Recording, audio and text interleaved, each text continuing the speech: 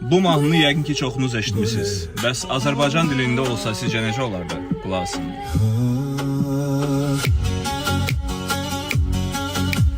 Qaraşın hara belə, ətrin yayılıb şəhərə.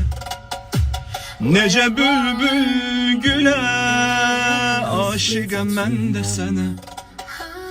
Səninlə həyat gözəl, deyirəm eşqi qəzəl.